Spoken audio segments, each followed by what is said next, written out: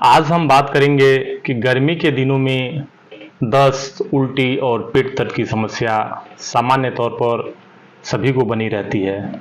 ऐसा क्यों होता है? इसके क्या-क्या कारण हैं? यह समस्या वैसे तो साल में किसी भी दिन हो सकता है और किन्हीं कारणों की हो सकता है। लेकिन गर्मी के दिनों में विशेषतः क्यों होता है? इस टॉपिक को लेकर के हम इस वीडियो में बात करेंगे। किसी भी एज सेक्टर का व्यक्ति हो, चाहे वो बच्चे हों, वयस्क हों, बुजुर्ग हों, गर्मी के दिनों में क्यों उनको यह समस्या हो जाती है। तो चलिए शुरू करते हैं।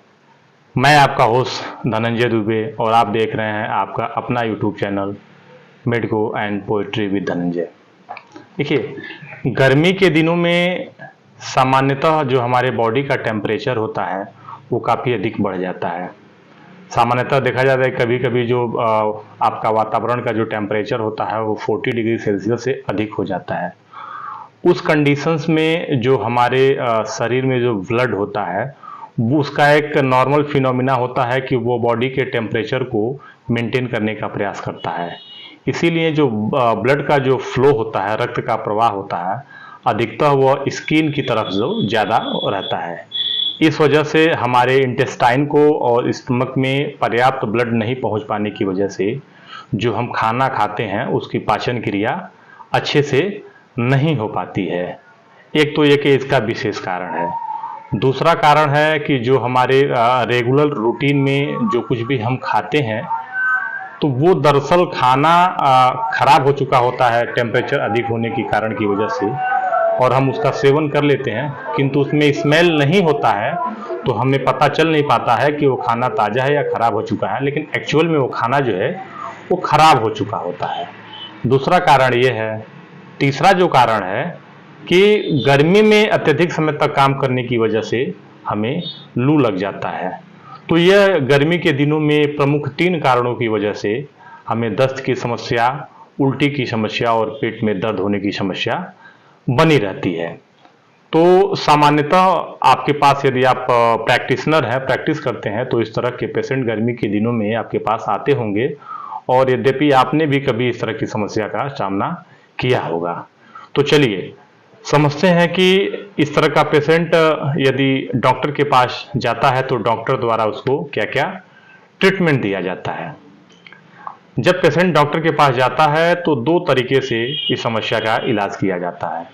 एक तो इंजेक्टेबल फॉर्म के तौर पे दिया जाता है और एक इसको ओरल ड्रग फॉर्मेशन में इसका इलाज किया जाता है। तो जो इंजेक्टेबल फॉर्म है उन मरीजों में किया जाता है जो काफ़ी सीवियर कंडीशंस में होते हैं, जो कुछ खाने पीने की स्थिति में नहीं होते हैं। यदि उनको कुछ भी खिलाया पिलाया जाता है तो उनको वोमिटिंग हो जाती है।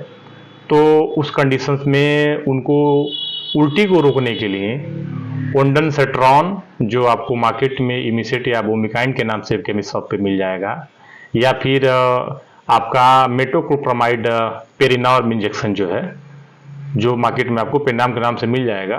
तो वोंडानसेट्रॉन या फिर पेरिनॉर्म, इन दोनों में से एक इंजेक्शन मरीज को देते हैं इंजेक्टेबल फॉर्म में, जिससे कि उसका जो वोमिटिंग है वो रुक जाता है।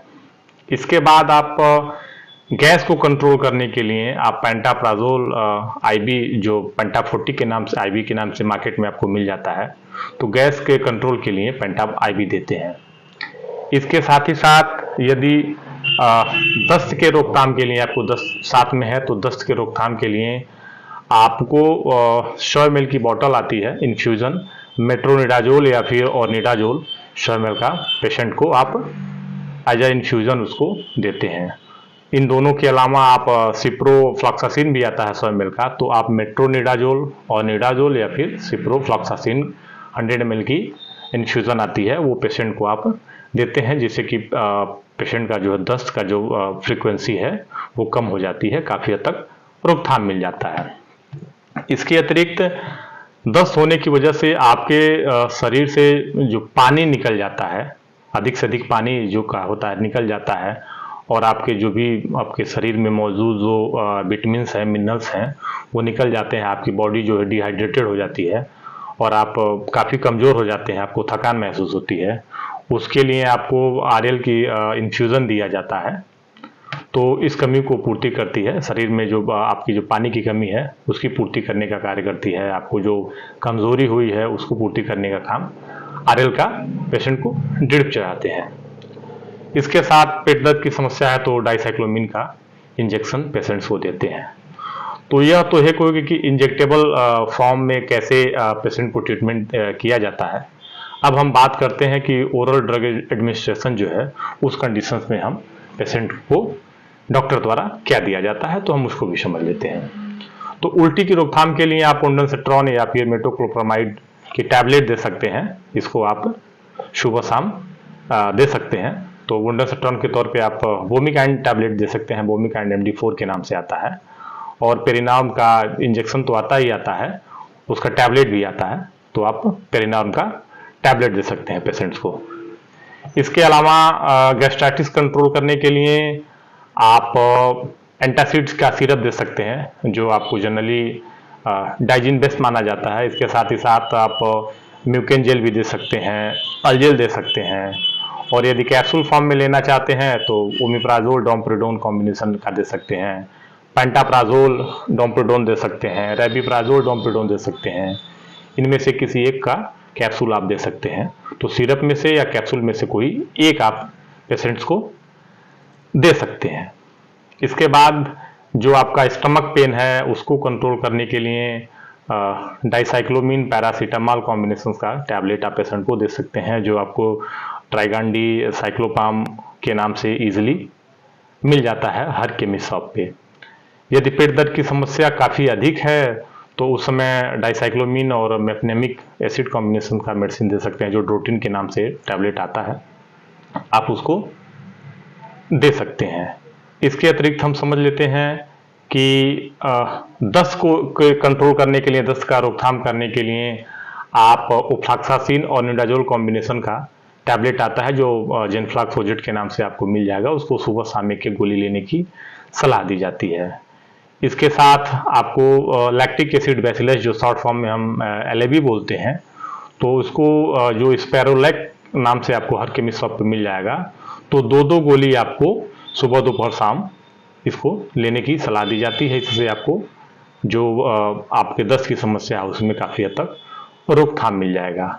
और एक विशेष वार्निंग मैं आप सभी को बता देना चाहता हूँ कि जब इस तरह की दस्त की समस्या बनी रहती है तो कुछ लोगों द्वारा देखा जाता है कि लोप्रामाइड का टैबलेट दे करके दस्त को तत्काल रोक दिया जाता है, जबकि ऐसे केस में दस्त को तत्काल नहीं रोकना चाहिए। उसके बहुत ही सारे एडवर्स इफेक्ट देखे गए हैं लोप्रामाइड के, क्योंकि तत्काल में दस्त को नहीं रोकना चाहिए। उसकी फ्रीक्वेंसी को आप कम करके फिर दस्त को आप रोक सकते हैं। इसके अलावा आप पेशेंट को जो आपका ORS का होता है, ORS ओरल रिहाइड्रेशन साल्ट का जो आता है पाउडर, एक ट्राल, तो वो आप पेशेंट को सुबह शाम दे सकते हैं 1-1 लीटर। जैसे 2 पाउच लेने की सलाह दी जाती है, जिससे कि 1-1 लीटर पानी में मिक्स करके आप 2 पाउच दिन भर में पी सकते हैं। इससे होता क्या है कि लूज मोशन की वजह से आपके शरीर से पानी काफ़ी हद तक बाहर निकल चुका होता है। एक कंप्लीट हमने जो गर्मी के दिनों में, गर्मी के कारण, टेम्परेचर अधिक होने के कारण जो मरीज को ये दस्त होने की, उल्टी होने की और पेट दर्द की समस्या बनी रहती है, तो उसमें डॉक्टर द्वारा कौन कौन से इंजेक्टेबल तरीके से इलाज किया जाता है और ओरल तरीके से क्या क्या मेडिसिन दे करके इन तीनों समस्याओं से निजात पाई जाती है, तो हमने इस वीडियो में बताया। इसके साथ ही साथ हमने बताया कि यदि समय रहते इस बीमारी का इलाज नहीं किया गया तो कौन कौन सी समस्याएं हो सकती हैं। देखिए, सर्वप्रथम आपके लूज मोशन होने के कारण शरीर से पूरी तरह से पानी निकल जाता है। पानी के साथ साथ विटामिन्स और मिनरल्स जो होते हैं वो भी निकल जाते हैं।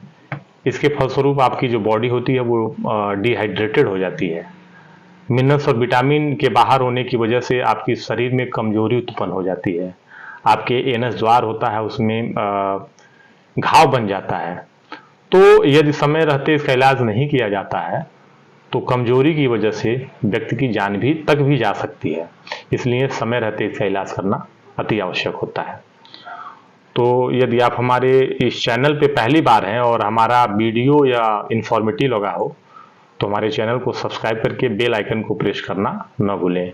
क्योंकि जब नई नई बीमारियों के संबंधित हम वीडियो अपलोड करें अपने इस यूट्यूब चैनल पर तो उसकी नोटिफिकेशन सबसे पहले आप तक पहुँचे। Thanks for watching, keep healthy.